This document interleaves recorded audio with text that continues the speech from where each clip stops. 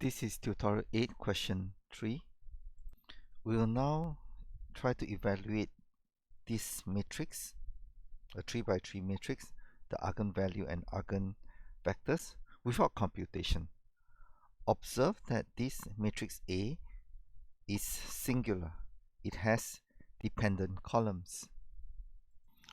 Right, let's begin with the equation AX equals to lambda x.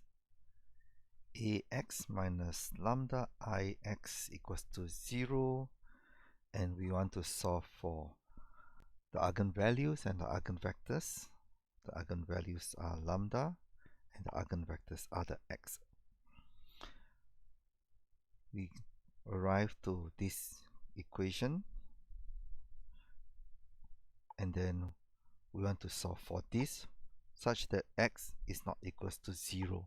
We're not interested in x that are not equal to 0.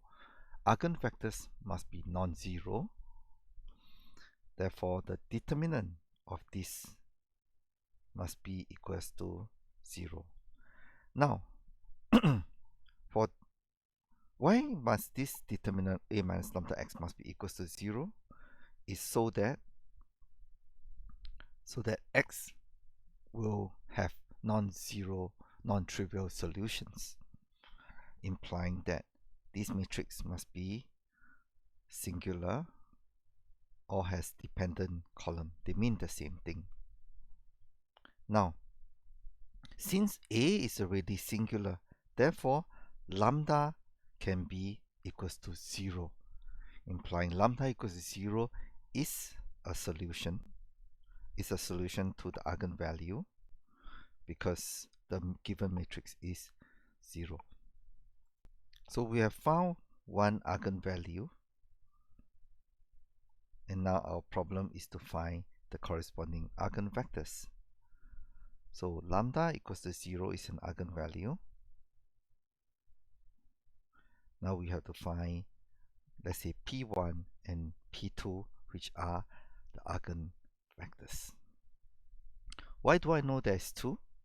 It is because this is a 3 by 3 matrix, and there is only one independent column, implying that there are 2 free variables, and therefore the free variables will generate the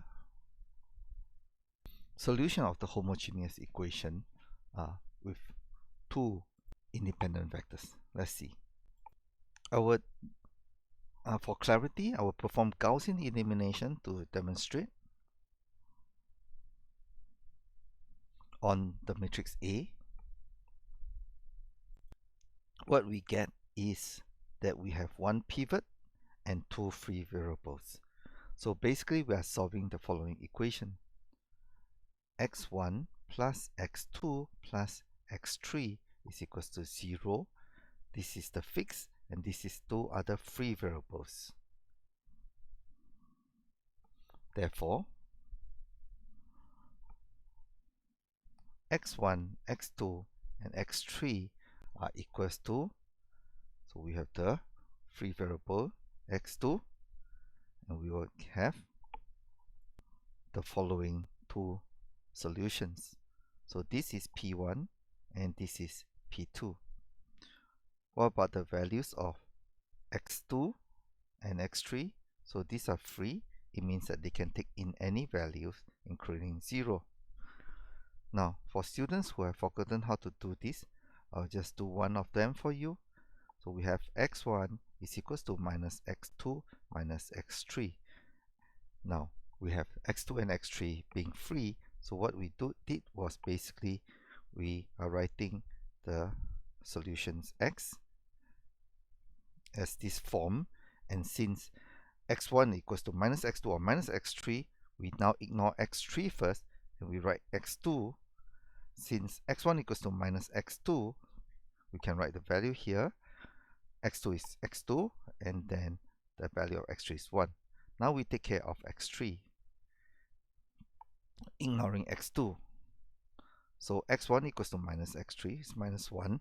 x2 has been ignored, so we put 0, and x3 is equals to 1. So this is how we got the parametric solutions for the homogeneous equation showing P1 and P2. So finally, we can write this. The solution, the eigenspace for lambda equals to 0 is equals to the set of the following vectors: minus 1, 1, 0, and minus 1, 0, and plus 1.